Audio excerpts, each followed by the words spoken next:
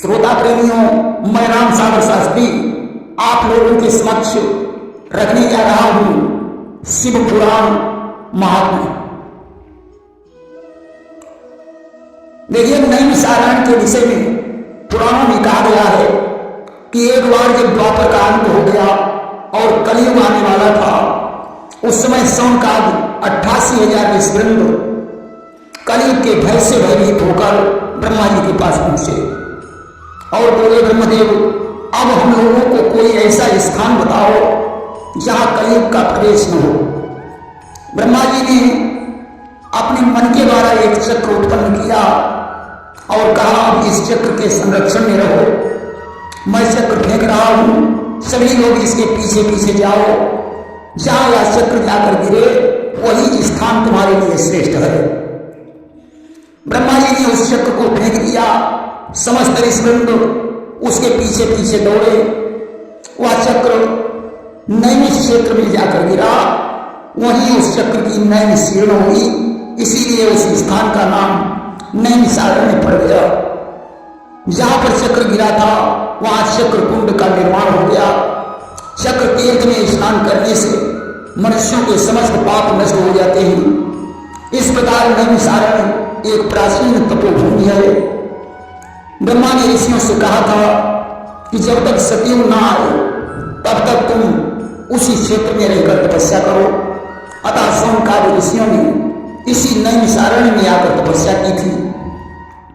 बड़े बड़े संत और सिद्ध पुरुष नैमिषारण्य में आकर तपस्या करते रहे।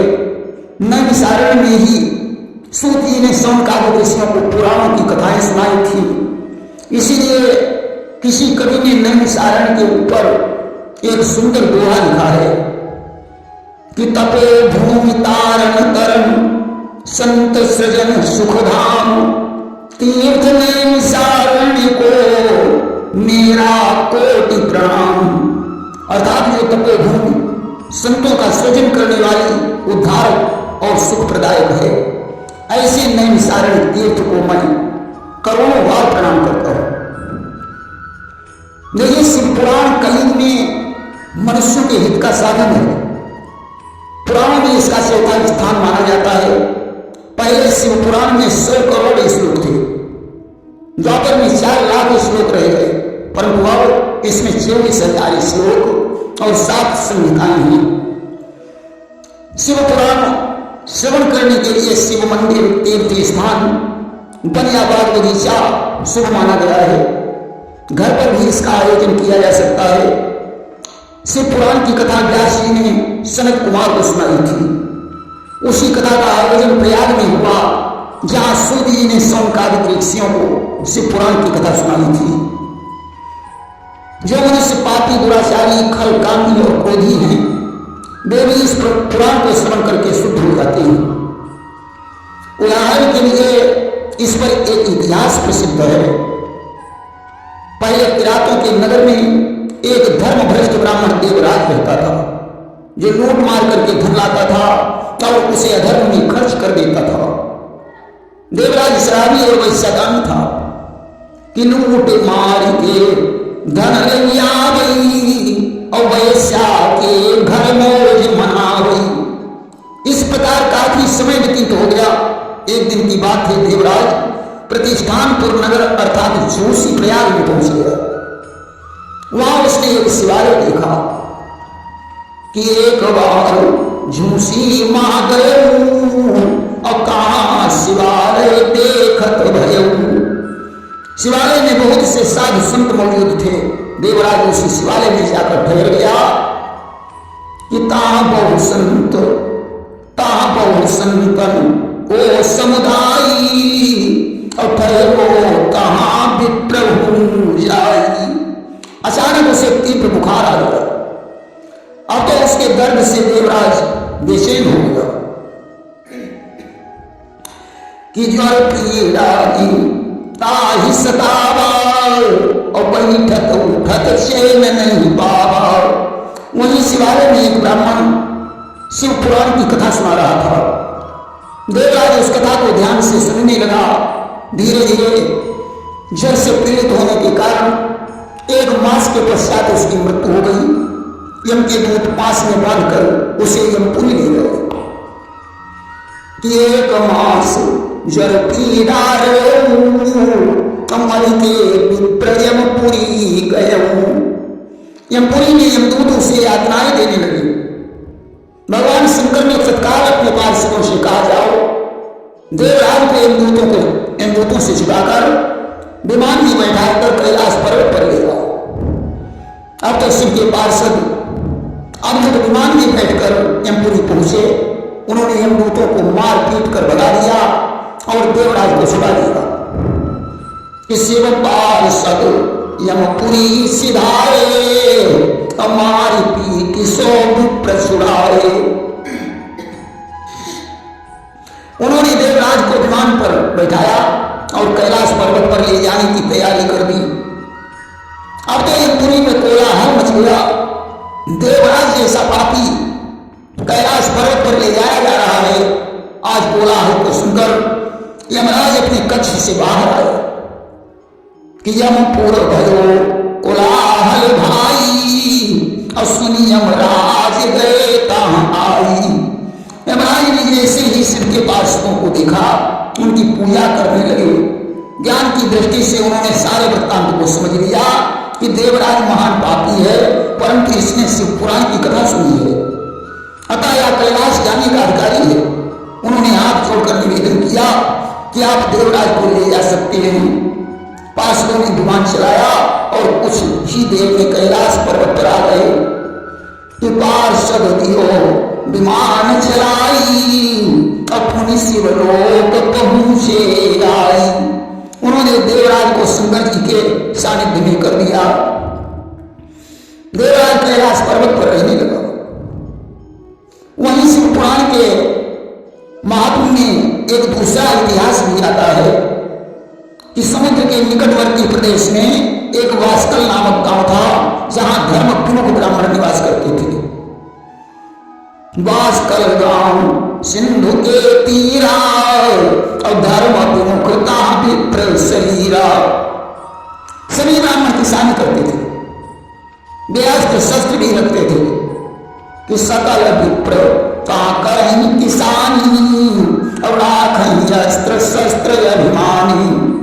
जहां रहने वाले लोग पशुवत बुद्धि रखने वाले थे, व्यवसायी और खल थे। अन्य वर्गों के लोग भी वैसे ही थे। वहां की स्त्रियां कुटिल और व्यवसायी थी।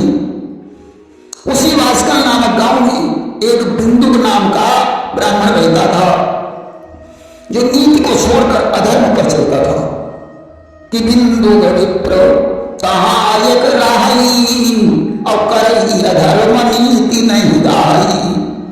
बिंदु तो वैश्यागामी था, परंतु उसकी पत्नी चंचला परम सुंदरी और धर्मनिष्ठ थी। कि ते ही घर राय चंचला नारी, और धर्मनिष्ठ शशि बदन जाई। बिंदु अपनी पत्नी को छोड़कर वैश्या के चक्कर में पड़ा रहता था। चंचला कुमार पर पैर रखने को पाप समझती थी। बहुत दिनों तक तो चंचला ने अपने धर्म को बचाए रखा, परंतु काम से पीड़ित होकर चंचला ने भी किसी पुरुष से अपना संबंध जोड़ लिया कि वैश्यागामी पति जब भयऊ, और नारी कुपंथ माही पग गयऊ। एक दिन बिंदु ने उसे पराये पुरुष के साथ देख लिया। उसने पत्नी को मारा पीटा। चंचला ने कहा, स्वामी इसमें हमारी कोई गलती नहीं है, मुझे तो मजबूर होकर ऐसा करना पड़ा। बिंदु ने कहा, तो ऐसा कर, उस पुरुष से तुम पैसा लेकर मुझे देती रहे, मैं तेरे कार्य में कोई बाधा नहीं पूछूंगा। अब तो चंचला पैसा लेकर बिंदु को देने लगी। बिंदु सारा पैसा वैश्या के ऊपर लुटा देता था। वह वैश्या को ही अपनी पत्नी समझ रहा था, और वैश्या अपने बाप की भी सगी नहीं होती, तो किसी दूसरे की क्या हो सकती है। उसे तो सिर्फ दौलत से प्यार होता है। धीरे धीरे एक दिन वो भी आया कि बिंदु की मृत्यु हो गई। यम के दूत उसे पास में बांधकर यमपुरी ले आए, जहां नाना प्रकार की यातनाएं बताई जाने लगी कि बिंदु मरी जब की न पयाना, अब यमपुर महाभोगे दुख नाना। देखिए, जो पुरुष पराई स्त्री से प्रेम करता है, उसे लोहे के गर्म खंभों से भिड़ाया जाता है और यमदूत उससे कहते हैं कि यही तुम्हारी वो नारी है जिससे तुम प्रेम करते रहे कि काट चीन ले वो सोई नारी और जाते करत रहो रति भारी। आज तो नाना प्रकार की यातनाएं भोगने के पश्चात जो पाप शेष रह गए उन्हें भोगने के लिए बिंदु विंध्याचल पर्वत पर पिशाच बनकर रहने लगा कि पुण्य का पाप छूटी जब गए विंध्याचल पिशाच सो भय। इधर चंचला को पति के मरने का कष्ट हुआ। वह बहुत समय तक अपने पुत्रों के साथ रहती रही। एक दिन उसने बंधु बांधवों के साथ तीर्थ यात्रा करने का विचार किया। अस्तुआ गोकर्ण तीर्थ में पहुंची कि नारी चंचला बंधु समेता गई गोकर्ण तीर्थ हेता। वहां उसने तीर्थ में स्नान किया और घूमती घामती एक देव मंदिर में पहुंच गई जहां एक पंडित जी शिव पुराण की कथा सुना रहे थे। चंचला वहां बैठकर कथा सुनने लगी। पंडित जी ने कहा ये स्त्रियां पर पुरुषों के साथ जो विचार करती हैं यमराज उनके शरीर में लोहे का पैर डालते हैं कि विप्र शिव कथा सुनाई अपाप कर्म तीनों प्रगटाई। अब तो ज्यों ही चंचला ने ये शब्द सुने वह भय से कांपने लगी। हाल मैं कितनी पापनी हूं, अब तो मुझे घोर यातनाएं भोगनी पड़ेगी। कथा समाप्त होने के पश्चात सभी लोग चले गए। चंचला एकांत में पंडित जी के पास पहुंची। उसने उनके चरणों में अपना सर रख दिया और कहने लगी पंडित जी आप ही हमारे गुरु हैं। मेरा पति वैश्यागामी था, मजबूर होकर मुझे किसी पुरुष से अवैध संबंध बनाना पड़ा। अब आप ही हमारी मुक्ति का कोई उपाय बताइए। ऐसा कहकर वह विलाप करने लगी कि विप्र शरण गिर गिरा उचारी और के ही मिटई पाप मम भारी। पंडित जी ने कहा देवी तुम्हें समय पर चेत हो गया है, अब शिव की शरण में जाने से तुम्हारा कल्याण हो जाएगा। शिव पुराण की कथा सुनने से तुम्हारी बुद्धि शुद्ध हो गई है, वैराग्य का उदय हो गया है। जो पश्चाताप करता है वास्तव में वो पापों का प्रायश्चित करता है। जो कुकर्म के लिए पश्चाताप नहीं करता उसकी उत्तम गति नहीं होती। शिव पुराण सुनने से चित्त शुद्ध हो जाता है। चित्त में शिव पार्वती निवास करते हैं। इसलिए तुम विषयों से मन को हटाकर शिव की कथा सुनो, तुम्हारा मोक्ष हो जाएगा। इतना कहकर पंडित जी शिव के ध्यान में मग्न हो गए। चंचला के नेत्रों से प्रेमाश्रु बहने लगे तो पंडित जी के चरणों में गिर गई। उसने कहा आप धन्य हैं जो आपने मुझे ज्ञान प्रदान किया। इस प्रकार वह पंडित जी की सेवा करने लगी और शिव पुराण की कथा श्रवण करने लगी। उसका चित्त शुद्ध हो गया। समय पूरा होने पर बिना कष्ट के उसका शरीर छूट गया। लेकिन मृत्यु काल के समय 1000 ऋषियों के डंक मारने के बराबर पीड़ा होती है। जो भगवान का भक्त होता है उसके प्राण सुख से और जो पापी होता है उसके प्राण दुख से छूटते हैं। जिनके प्राण ब्रह्मांड छोड़कर निकलते हैं वे आवागमन से रहित हो जाते हैं। लिंग और गुदा से प्राणों का निकलना अशुभ माना गया है। आज चंचला के प्राण बिना कष्ट के छूट गए। शिव ने पार्षदों से उसके लिए विमान भेजा। चंचला दिव्य रूप धारण करके विमान पर बैठकर शिवपुरी को चली गई